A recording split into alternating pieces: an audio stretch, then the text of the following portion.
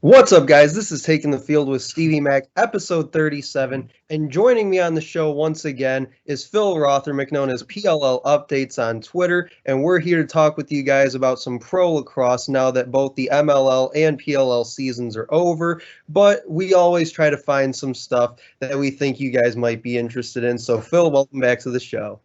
Thanks so much for having me, brother. Love being on the show. Always a lot of fun. And of course, I love talking lacrosse, so I'm glad we can find some other things to talk about now that the big dance is over. Absolutely. So for this show, this one's kind of interesting because there was an article that came out a little less than a year ago, back in November of 2019, and it kind of outlined what would happen if the Major League Lacrosse and Premier Lacrosse leagues kind of merged and what all would go into that as far as when that could happen, how it would happen, and kind of what it would mean for pro lacrosse in general. So I thought it would be interesting to get into this here on the podcast. So really what we're going to do is kind of do what the article did and go into the who, what, when, and how type of things. So my first question for you is, when could we realistically see some kind of merger like this happen in pro lacrosse, excuse me?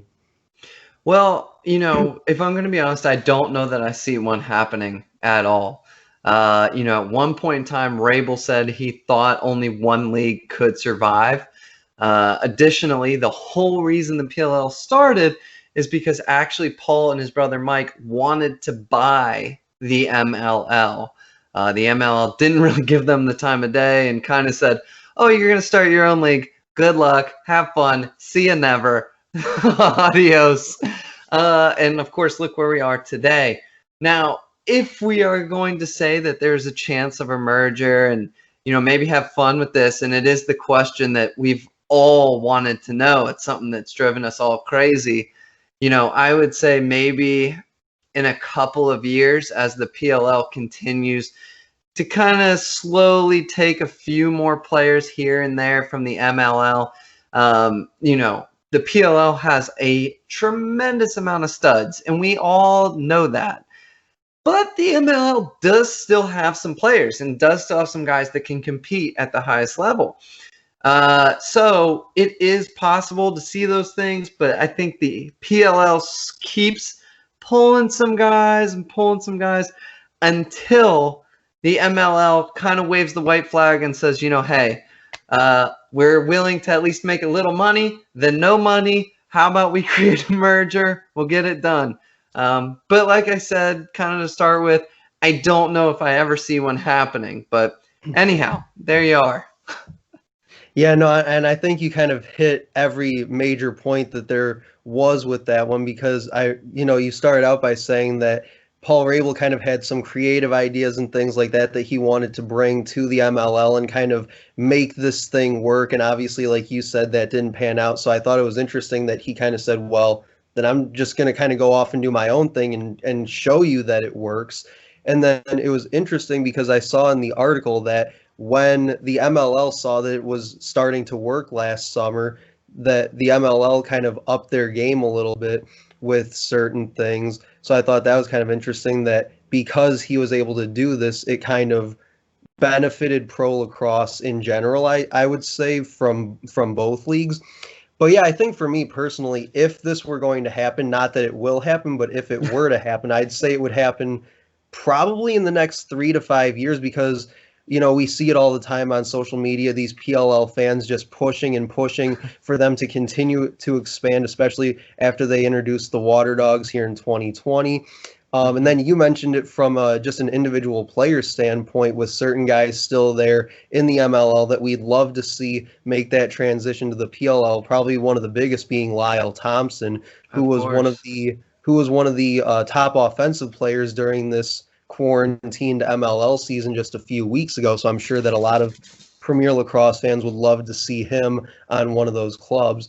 So then we kind of touched on it in this past question, but how specifically, if this were to happen, would you see these leagues, merging? Because really, for me, when I think about it, it could go one of two ways, where the first is that the MLL clubs would kind of become just regular expansion clubs to the PLL. But one thing that I thought was kind of interesting, it wasn't mentioned in this article, but I did read it somewhere. I just can't remember where it was, but it was recently that somebody suggested that the MLL clubs could actually become like sort of a feeder system or like a minor league system for the PLL clubs. So, how do you think that this merger would go down in that case?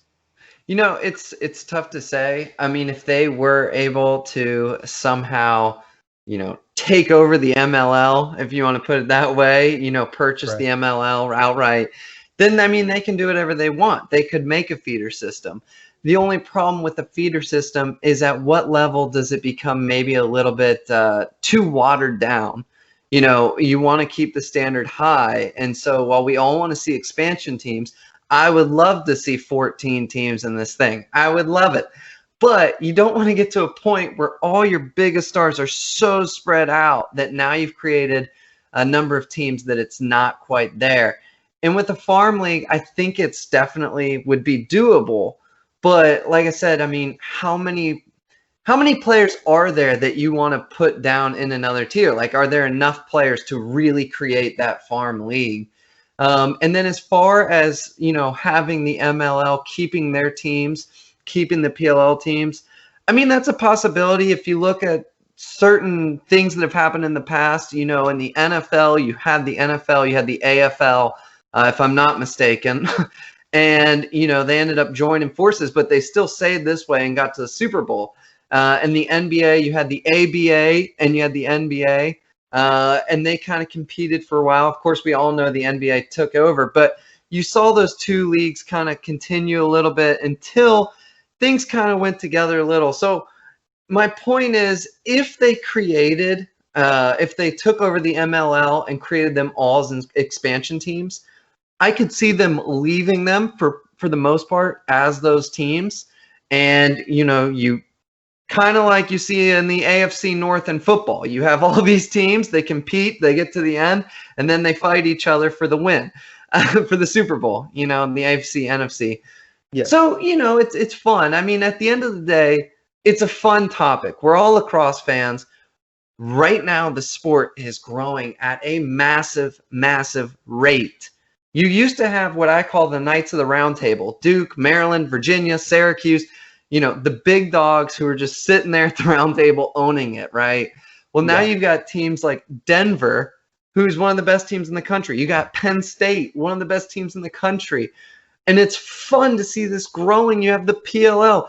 As these programs start with kids that are in high school that never had lacrosse, they start and they get better there. And they get better over here and better over here. Then they're going to further in colleges, It's awesome, man. And so it's a fun time, and it's especially a fun time to have two major league leagues, and just wonder about which way they can go. Because at the end of the day, at some point in time, whether it's 2 years, 5 years, 10 years, there will only be one at some point in time.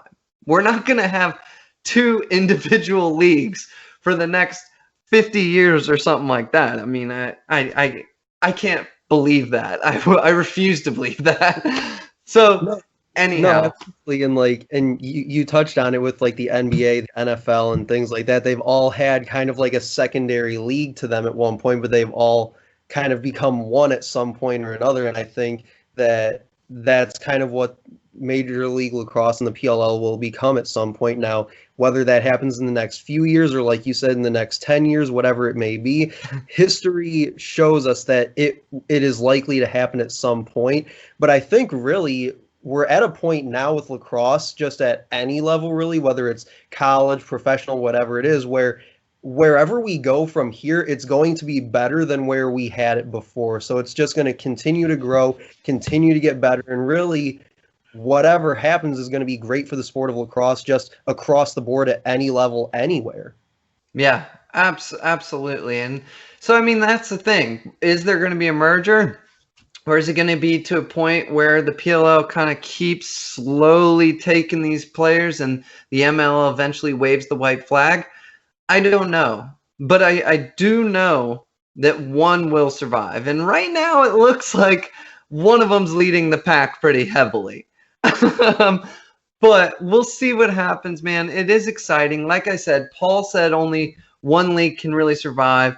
We've thought about the merger thing, but it seems like right now I don't know if that's going to be there. But you know, Yeah, but for me, like for my kind of final thoughts on this whole thing is that it almost seems like when you really look into these leagues a little bit with Major League Lacrosse and Premier Lacrosse, it almost kind of seems like in a way they have what the other one kind of needs. Like with Premier Lacrosse, they have the money, they have the marketing, they have the TV deals with NBC Sports and all their platforms and things like that. And that's kind of all what the MLL is looking to kind of create for itself. It's kind of what they need right now and kind of what they're building towards, especially after their 20th anniversary season that just concluded here about a month ago. And then for the PLL, what they need is just, continuing to expand, continuing to grow, continuing to, reach far and wide, even here in America and just internationally as well. They've done a lot with that here this summer as well with their international streaming package that they have now, which goes to like Canada and like Japan, I believe, and like parts of Europe and things like that. So it almost does kind of seem like they have what the other one needs, which is why I think that we could see a merger at some point, because it would kind of help support professional lacrosse in general.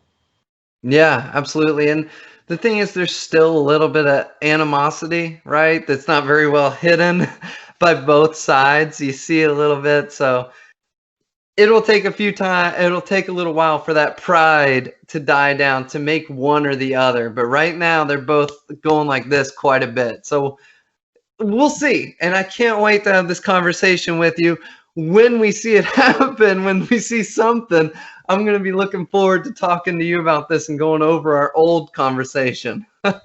Yeah, absolutely. It'll definitely be fun to circle back to this one and kind of look at some of the things that we may have been right about, some things that we were completely off about, and just kind of comparing notes to whatever does end up happening, as you mentioned. But really, that'll do it for this one. Thanks again for joining me. I know we had some technical issues here. We'll try to get those fixed for the next episode, but we did cover a lot with this idea of a Major League Lacrosse and Premier Lacrosse merger. That'll do it for us. Make sure to check out any past episodes of the podcast on YouTube, Podchaser, and SoundCloud by searching Taking the Field with Stevie Mac, and we'll see you guys later.